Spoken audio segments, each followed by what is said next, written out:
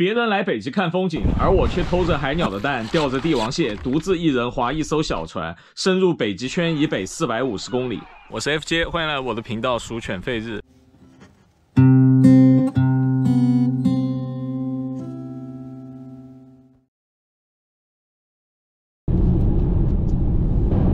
现在是在挪威的最北部，山上的雪也都还没化，一点绿色的痕迹都没有。但是现在水温已经升上来了，帝王蟹这个时候会来到浅海的地方换壳和交配，所以现在这段时间是能够在近海捕捉到帝王蟹的最好的时机。除了捞帝王蟹之外，再去看看不能捡到新鲜的海鸥蛋。那我们现在就继续往我们的目的地开，可能还要3-4个小时。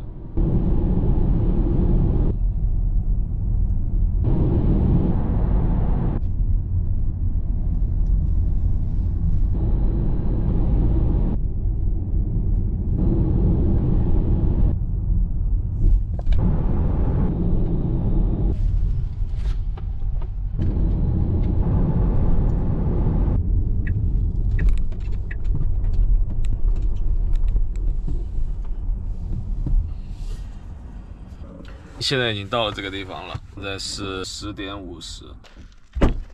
现在潮水基本上是最低的时候，退了大概10米远下去。明天早上睡觉起来8点钟，潮水正好涨回来，让我搬船的时候也不用走那么远，大概可以少走10米的距离。现在外面只有4度，一个人都没有。去把床弄好，准备睡了。这就是我今天晚上的床了。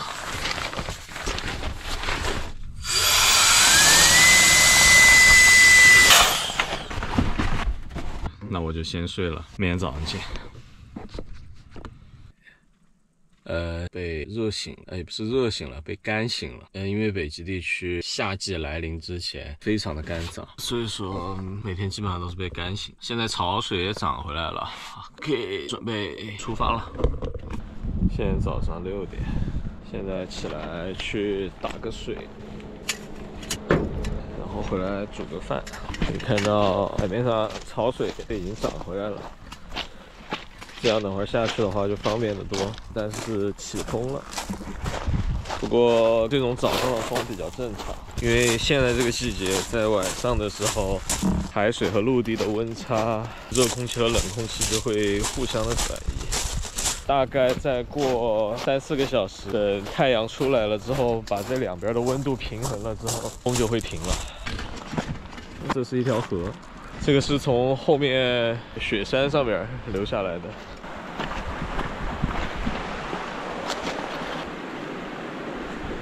非常的冰，刚融化的雪水，一点杂质都没有。照理来说，所有在户外的淡水都是需要煮开了才使用。但是像在挪威或者是格陵兰这样多山的地区，春天这种化雪的时候流下来的雪水，其实是可以直接饮用的，只要它是流水，它不是一滩死水在那的话，问题都不太大。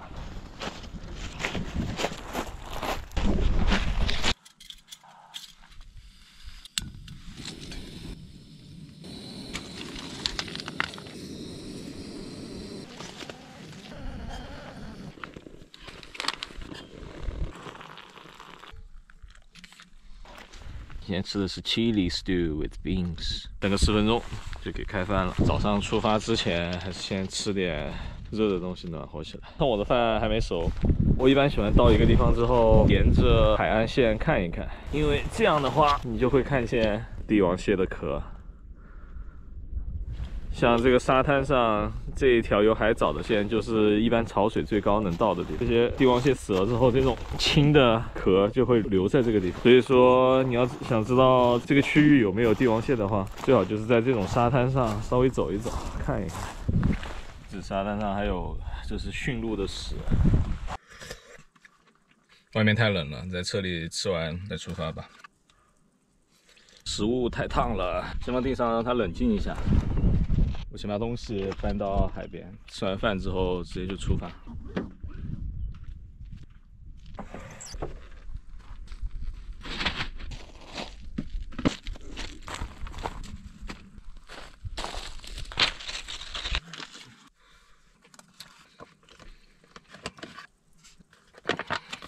吃完了，干活。现在气温升到了差不多5度左右，但是水温可能只有2度，所以一定要穿上干衣，不然的话掉到水里边，可能2分钟人就没了。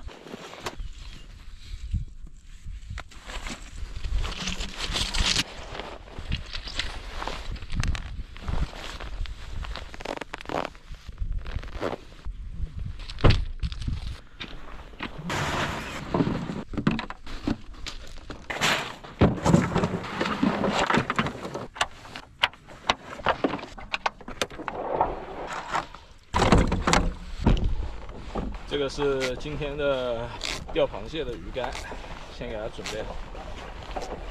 现在我们朝着前面的方向滑，大概有个4、5公里左右，所以说可能要走1个小时吧。全速前进的话，可能40分钟。现在风平浪静，然后可以看到那边太阳快出来了，就如同天气预报所说的一样。这些关于判定海风的这些经验非常的有效，但是最好看一下天气预报，相信科学。前面这条线不知道大家看不看得到，海面上这有一条线，这个是洋流交汇的地方。看前面有一条线，我夏天一般钓鱼的时候就最喜欢找这种地方。鱼想吃了就跑到流速快的这一侧吃，然后吃完了就可以再游到流速慢的那边休息。在前面设一个位置，然后就朝着方向前进吧。因为现在天气不好，我准备还是先看一看有没有海鸥蛋，找一个午饭吧。先钓螃蟹，等会儿风平浪静了之后再开始进行吧。OK， 现在已经到了这个海的中央的岛上了，但是今年真的夏天来得太晚了，岛上居然还有雪，然后也没有听到有海鸥的叫声。我怀疑海鸥今年到底开始产卵了没有，所以它可能凶多吉少。现在我停下来不踩，安静的听，只有我背后有鸭子的声音，没有听到有海鸥的声音，这就比较奇怪了。看来不是鸭子，是2只大雁，这边叫 Grogos， 就是灰色的鹅 ，Grey Goose， 但是不知道中文叫什么，反正应该是大雁的一种吧。每年的这个时候快要开春了，这些鸟就会飞过来吃这边农田上种的草。鹅吃青草嘛。昨天来的时候，那个田里边就全都是那个鹅，然后它们也会找这种小岛的上面的草丛里边产卵。今年这个草都还没长起来，不知道它们怎么解决这个问题。天上又来一只，这个应该就看得比较清楚。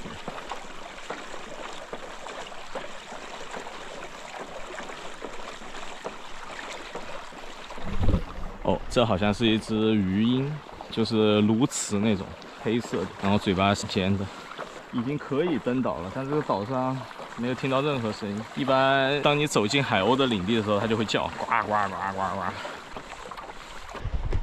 可以看一下这个海，很清澈，可以用一片死寂来形容。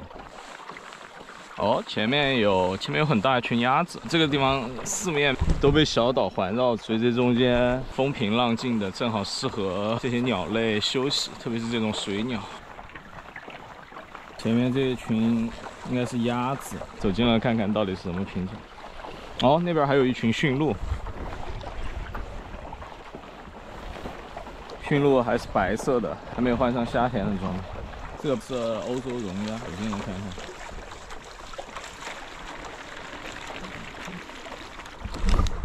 不给看，那就算了。这群驯鹿好像也不给看，看到我来了，他们就往山顶上走了。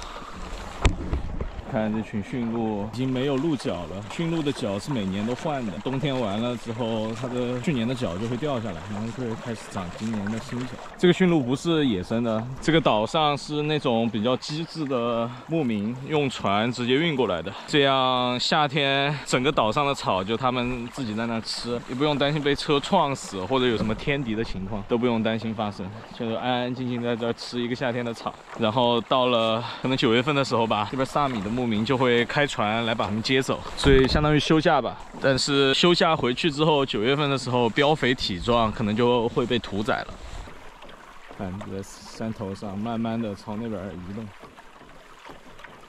那难怪这几个岛附近都没有啥鸟类的踪迹了，因为驯鹿在上面吃草，鸟就不愿意在那儿待，因为它的巢这些会被踩碎，然后驯鹿每天走来走去的时候，鸟也不能安心的在那产卵。那我们就换一个小一点的岛，没有放驯鹿的地方，看一下。前面有一个没有风的区域，可以去看一下有没有螃蟹。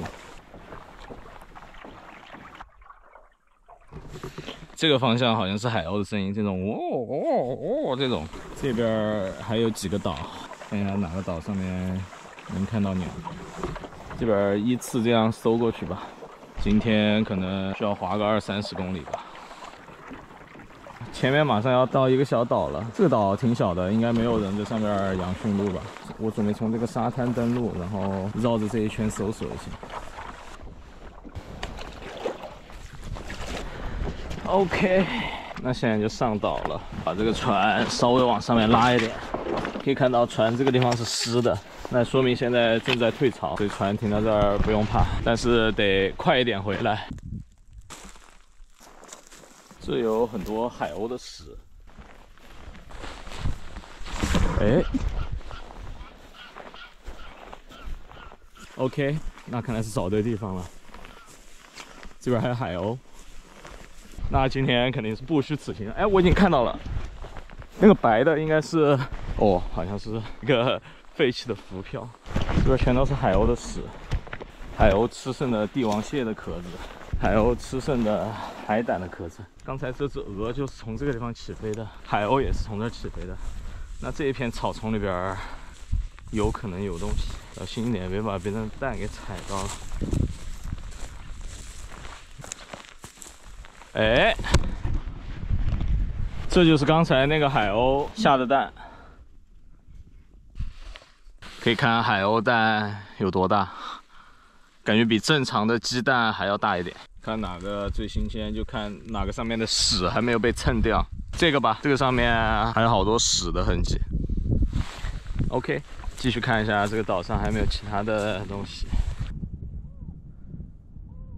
这个岛那边应该还有，但是就不过去看了。现在开始退潮了，为了避免等会儿得把船在那个浅滩上拉很远，现在就换一个，找一个那种比较陡的地方来登陆。看，现在这个船已经算是搁浅了，那边都是海草了，我得走着把它拖出去，或者拿桨一直撑着。哎，这个海滩上有一个剩一半的帝王蟹壳。希望今天天气够好，能够找到帝王蟹。专门拿了一个剩下来的装鸡蛋的壳，哎，有点大了，倒着放，哎，倒着放正好，还是有点大了，加工一下吧，看能不能横着放。OK， 一个海鸥蛋要抵2个鸡蛋的大小，只有把这个压下去，然后横着放。第一个海鸥蛋。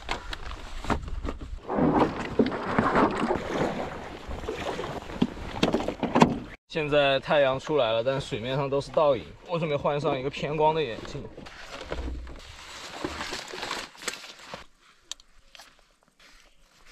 效果很明显，我一戴上眼镜我就看到了一只螃蟹。往后面退一下，这真是太巧了。戴上眼镜的一瞬间，我就看到了一只帝王蟹。但是现在再退回去找，就不一定找得到了。这个地方水深大概8米左右，看得很不清楚。我得用手把太阳的光再挡一部分。现在我能看到水底了，但是刚才那只螃蟹已经不在了。OK， 看到一只。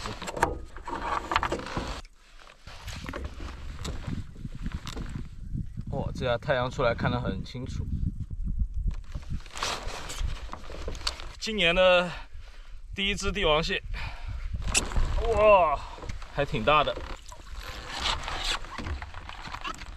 今年第一只帝王蟹到手，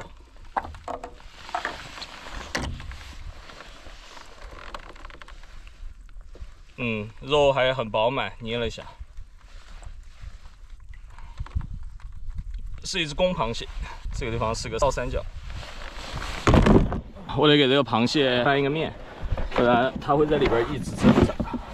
只要把它这样倒过来，它一下就老实了。看一下附近还有没有。最近因为雪刚化，然后山上的那些水带着泥沙从河流冲到海里，导致现在海里的能见度其实不高，所以现在来抓这个螃蟹也很有难度。现在又起风了，看现在起风了就什么都看不到了，那就暂时不纠结了。我看见那边海上漂了几只海鸥，我准备到那个岛上再去看看有没有海鸥的蛋。现在也还不急着捞螃蟹，一个是太阳还没有完全出来，我只能在太阳从那个云层的缝隙中露出来一点点的时候来看这个螃蟹。再其次，现在也不着急，因为现在潮水还是在比较高的位置，这边的潮水大概有最高和最低差3米，那么原本8米的地方落到最低潮的时候就只有5米，就大大提高了成功率。现在太阳出来了，然后温度渐渐的回到了平衡，海面上的风基本上消失了，基本上就是这个镜面的状态。马上到2号岛了，看一下这个2号岛上，我已经看到那个地方有一坨白色的东西，但我不太确定是一只海鸥坐在那儿，还是说是雪，就走近了看一看。我现在突然发现了另外一个情况。前面有一个岛上密密麻麻的全都是那黑色的那个鱼鹰，就是这个前面这个岛。虽然说这个鱼鹰的蛋是不能捡的，但是可以去看一下它现在的繁殖情况怎么样了。我轻轻的过去，尽量不要吓着它们。可以看这岛周围的这些水草全都富营养化了。因为这个鸟在这上面吃东西又拉屎之类的，这个岛周围的水草明显比其他地方长得旺盛，特别是这种小的这种须状的。OK， 这个上面的土包就是它们的巢，现在应该也还在产卵，小的还没有孵出来。小的孵出来之后，上面就会非常的吵闹，叽叽喳喳的，因为小的那个鸟它会要食物，谁叫的大声，谁就吃的越多，嘎嘎嘎。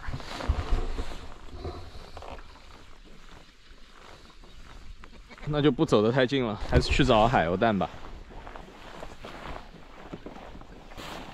先来登陆这个岛吧。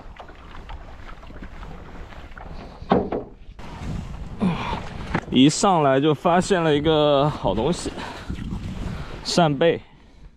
那就拿到我的鸡蛋盒子，看一下这个岛上有没有鸟蛋吧。像这种草丛就是产卵的绝佳地方，特别是大鹅，大鹅就最喜欢在这种地方产卵。哦，这又看到一个扇贝。哇，这个岛附近的扇贝看来很多呀，走2步就是扇贝，这就是个扇贝。扇贝，这岛上除了给我一个信息，这个地方有很多扇贝之外，算是一无所获。准备再换一个岛看一下。哦，这个沙滩上有一个新鲜的帝王蟹的腿，这个帝王蟹可能有3公斤左右，比我刚才抓的那只还要大一点。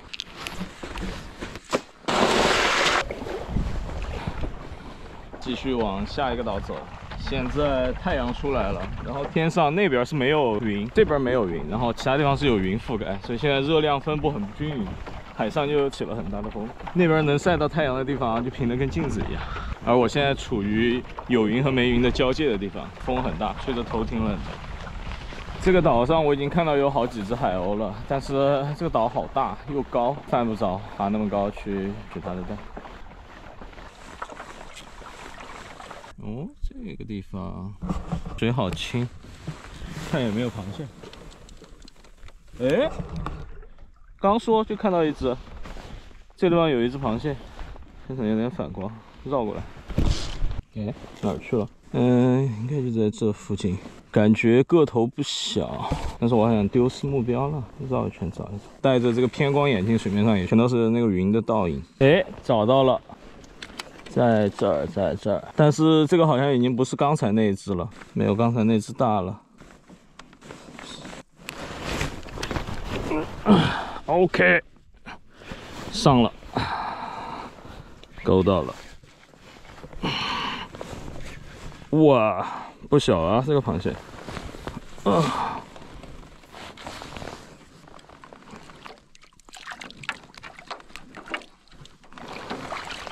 又是一只大公蟹，第2只螃蟹。完成。这只虽然也比较不错，但是我还是觉得不是我刚才看到的那只大的那只。当然，鱼永远都是没钓上的那只是最大的。我再看看。OK， 那我就不纠结了，还有好几个岛要去呢，边走边看吧。哦，我又看到一只螃蟹，好像还挺大的。诶，好像不止一只，这地方也是一只，一个、两个、三个，哇，这有10只螃蟹吧？1、2、3、4、5、6、7、8、9，还有一些藏在水草里。看来要开始干活了。现在抓这一群螃蟹就讲究一个稳准狠。一个螃蟹，假如你没有一下把它勾起来的话，它开始挣扎了，其他螃蟹也会跟着开始跑。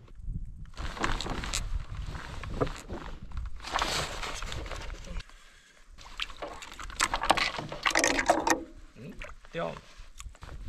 刚才我最害怕的情况被自己说中了，第一只螃蟹没有提起来。现在开始退潮了，整个潮水在往这个方向走，然后风也正好也往这个方向走，把我推得很快，我很难能够把自己停到一个静止的位置。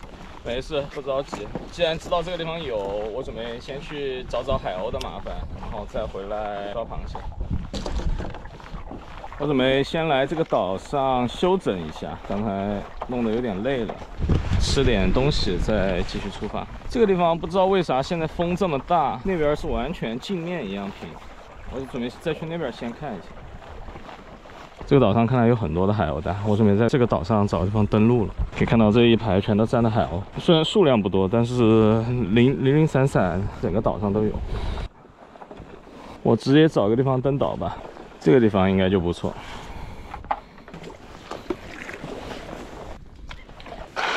像这种稍微有一点坡度的这种岸边，最好就是侧面来登陆，这样不用踩到水里。还是拿上我的盒子，然后去找点鸟蛋，希望能够我吃一顿。这个像是天然的楼梯一样。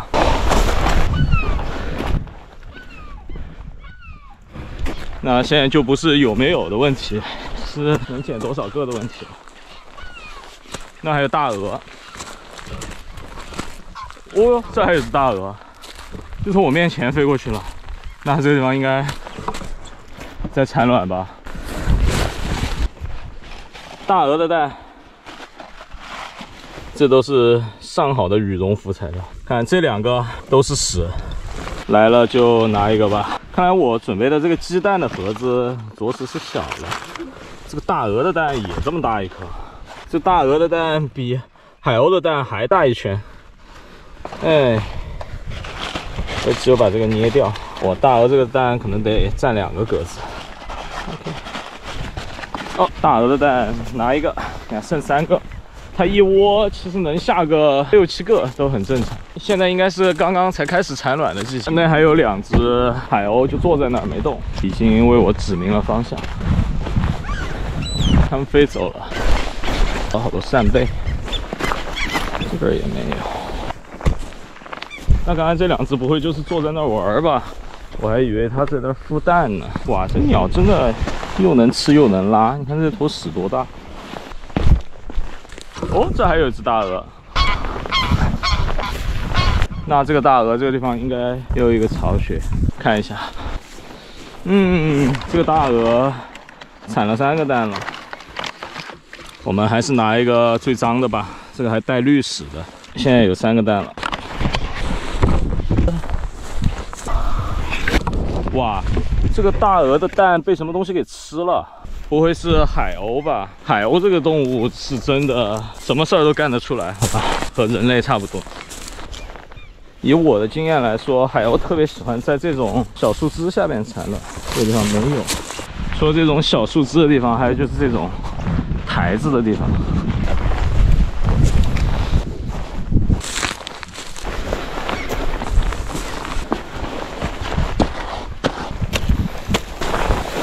前面又坐了一堆海鸥，不知道是在那玩还是在孵蛋。我现在已经不抱太大希望了，也有可能这些海鸥在这个岛上唯一的目的就是吃大鹅的蛋。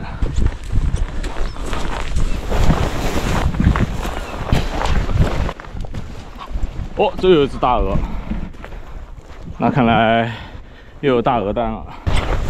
哦，果不其然，这大鹅生了4个蛋，还是拿一个屎最多的。那现在已经装满了，往回走了，吃午饭了。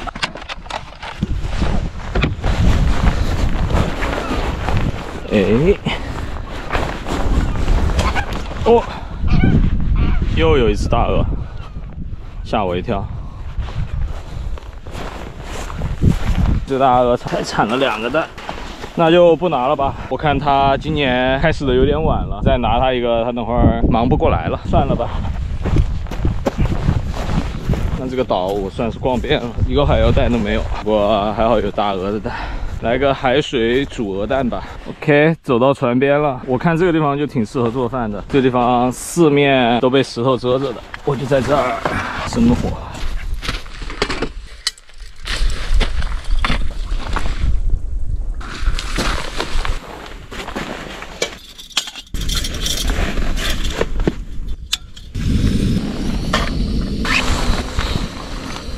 这一个蛋可能不够，今天体力消耗太大了。我准备再来烤一个螃蟹，这是一次性的烤盘，下面这一张是助燃的纸，所以只要用火把这个助燃的纸打燃了之后，然后它自己就会烧起来。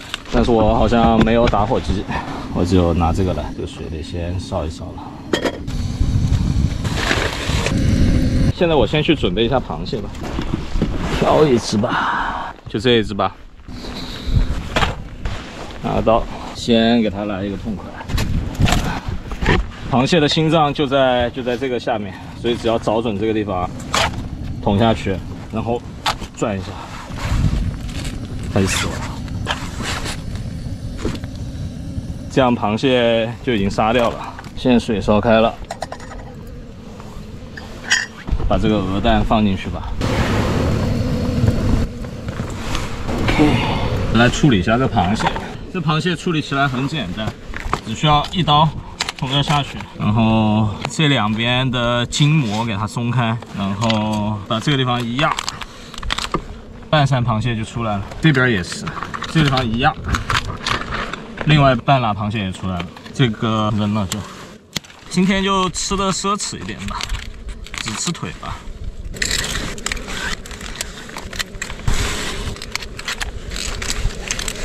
其实这个螃蟹这里边全是肉，只是今天懒得弄了，扔了吧。这些就都不要了，喂海鸥了。这个也扔了。那今天就烤这么多吧。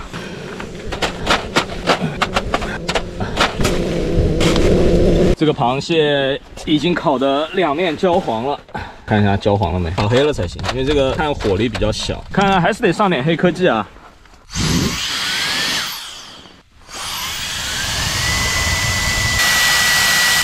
龙卷风，感觉2下就熟了，太强了。那再烤5分钟，准备吃了。那我就把这个海水倒掉，用冷水泡一下，这样这个鹅蛋等会儿好剥壳。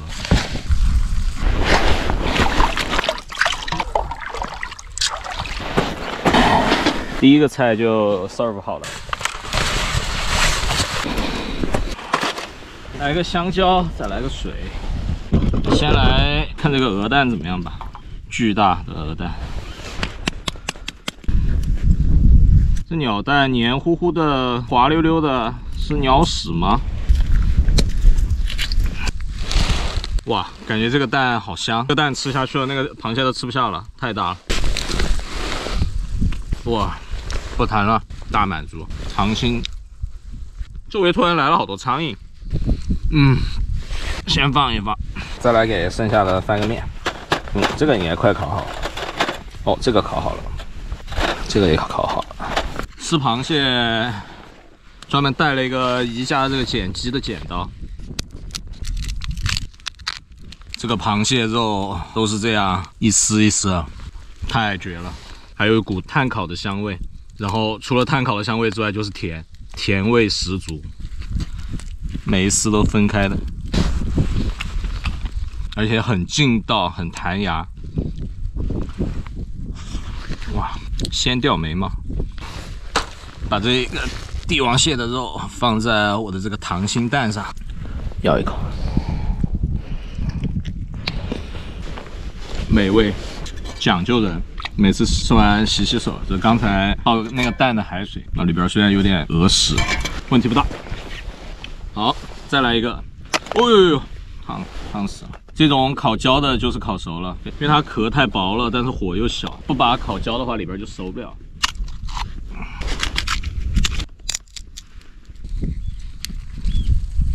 这全都是很扎实的蟹肉，这边还烤得焦黄。太香了，还是和我的溏心蛋放在一起。哇，这个鹅蛋可能是我吃过最好吃的蛋了。海水煮的又有点咸味，然后再和那个螃蟹有一点鲜甜配起来，然后口感螃蟹是那种扎实弹牙的，然后这个又是那种绵密的那种口感，然后再带上鸡蛋黄是那种嫩滑的口感，什么都不缺了，什么都有了。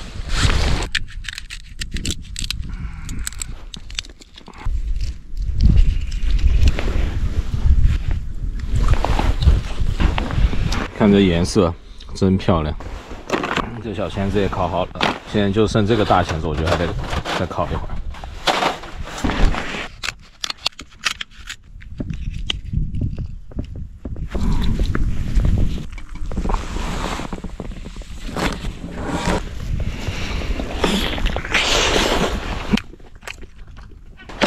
炭烤帝王蟹配溏心大鹅蛋。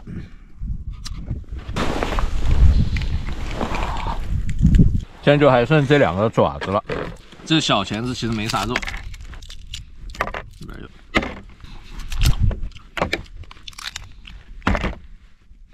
算了，肉太少了，不想剥了。吃个大的吧，帝王蟹因为它左右两个钳子永远都是一大一小，所以其实只有这边大的这个肉稍微多一点，小的那边等同于没有。这个烤的没有那么焦，就全都是汁水，全是汁水。其实有时候感觉跟在做味精一样，鲜味太浓了。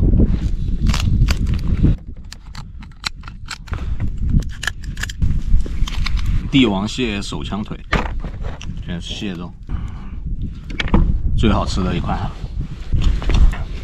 再来一个饭后甜点。现在艰难的情况已经看到了，这个船完全搁浅了。然后等我把这个甜点吃完，再收拾收拾，我估计这个水就完全干透了。现在我得把这个船，可能有个40公斤重，得把它推到海里边。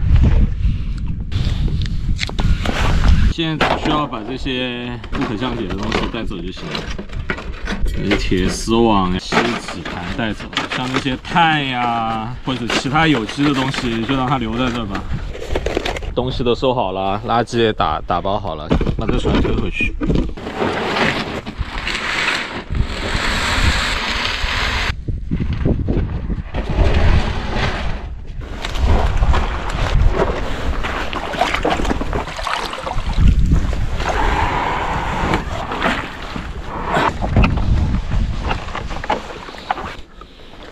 终于出来了。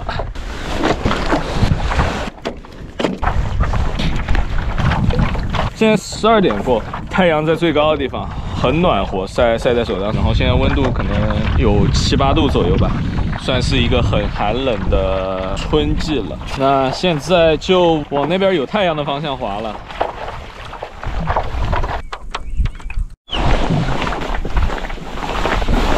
去这个岛上看一看。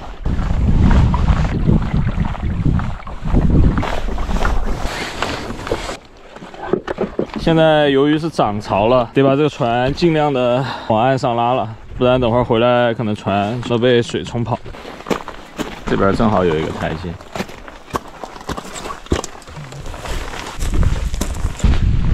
这个岛也是放过驯鹿的岛，我一来就捡到一个鹿角，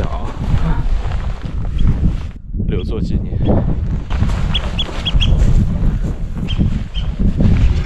这个是这里另外一种螃蟹，中文应该叫什么？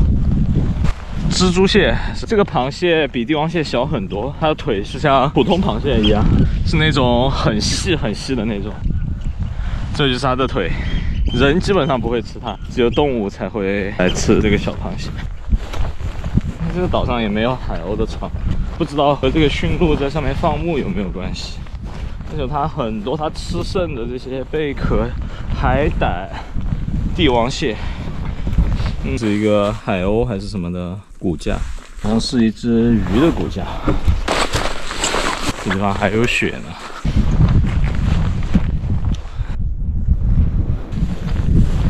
这边是一只死了的海鸥，肉已经被吃完了，只剩毛了。这是它的翅膀。那这个岛上就全都看过一遍了，还是没有海鸥的蛋。哦，今年海鸥蛋好难找，原来最多的就是海鸥的蛋了。一个岛上就有10几个巢，回去了。看到一个海鸥吃过的很漂亮的海胆。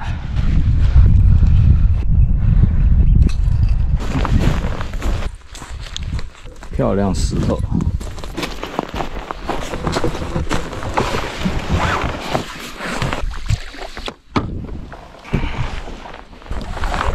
所以刚才那个岛上也啥都没有，捡了个鹿角。现在往来的方向走了，风慢慢小了下来，看能不能再抓到一个能捞帝王蟹的机会。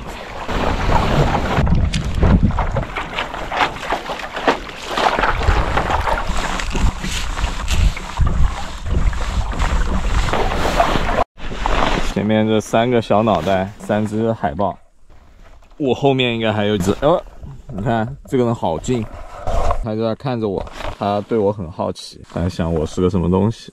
我不知道这些海豹是不是在这吃帝王蟹，因为在我看来，他们可能是帝王蟹唯一的天敌了，但是我还没有亲眼见过他们吃帝王蟹。我现在又能看到比较深的地方了，虽然还是没有看到螃蟹。我一转过来，后面的海豹就跟着我的，这有5只，刚才潜下去了2只，现在潜下去3只，还剩2只，他们就一直跟在我背后的，难怪感觉背后有点凉飕飕的。刚才有一只海豹从我旁边跳起来了，海豹好喜欢吓人，它会就从你的背后突然一下冒出来，然后bang一下跳一下。现在这几个圈都是海豹的，看又露了一个头出来。他就喜欢在暗中观察。我等会儿在这儿吊着，我会发现我4面8方全都是海豹的头。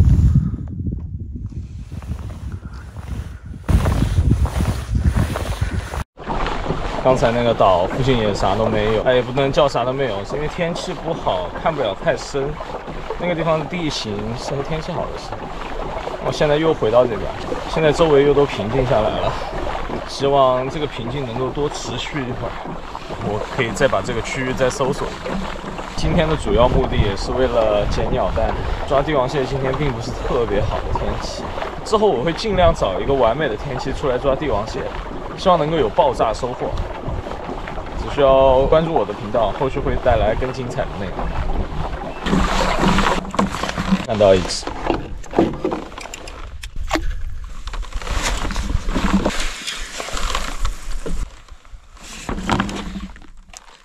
是一只小公蟹，太小了就不要了，那就放生了。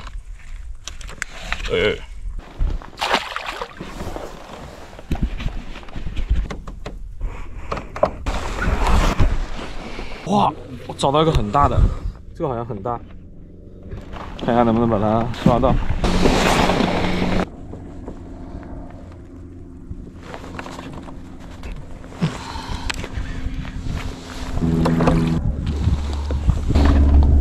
但是有一个问题，这只螃蟹是刚换了新壳的螃蟹，所以它的脚是软的，这样这个螃蟹看着很大，但煮出来其实没有肉，那就让它走掉了。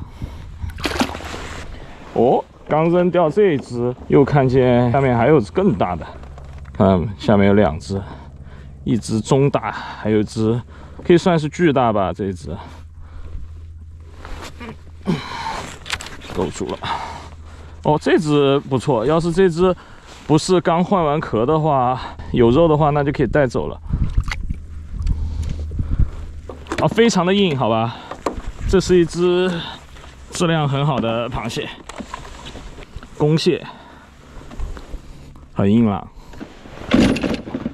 刚刚才旁边还有只，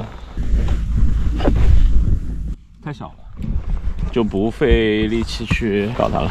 哦，又有这么多螃蟹，看1只、2只、3只，但是感觉个头都不太大。看一下这一只吧，这只好像还行，勉强。我这边还有一只4只，我那边还有一只5只，那应该是找到它的老窝了。看一下这只跑了，这只感觉还挺大的，在这儿呢。但是这个走近了，看着它也不太大的样子。一般跑得快的就不会太大，比较巨型的螃蟹都比较沉稳一点。已经起风了，那今天就这样吧。这些螃蟹也够我周末吃了。那就在这个地方等开门了。这个地方落潮的时候是个浅滩，涨潮的时候这个地方船就可以通行。这个是我回去的一条近路。然后等这个地方可以通行了，我就从这儿直接回去了。那今天就算是圆满收官了，后面还有盒蛋，正好这条路也开了，我就从这边回去了。这个门虽然开了，但水还是太小了，得滑回去。那么如果你喜欢这个视频的内容，欢迎关注我的频道，我会在这里分享更多的北极圈采集、狩猎、钓鱼的活动。那么今天就到这里吧，我们下期视频见。